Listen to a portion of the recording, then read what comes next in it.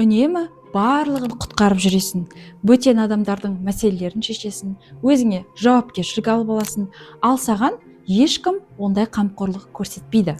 Себебі ішіңде солай ғана махаббатқа лайықтымын деп сезесің. Пайдалы болсам ғана мен құндымын. Бірақ бір ғана шындық бар.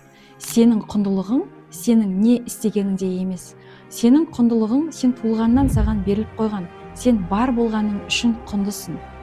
Дәл қазір өзгелерді құтқаруды тоқтатып, өзіңді құтқарып баста.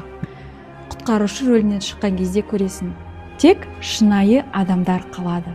Сенің пайдаң үшін емес, сені бар болғаның үшін жақсы көретін жандар. Өзгелерді құтқаруды тоқтатамын деп комментарийға жаз. Бұл сенің бүгін қабылдаған ең бір жақсы шешімің болсын. Және парақшама подписка жасап кет, саған пайдалы ақпараттар болады.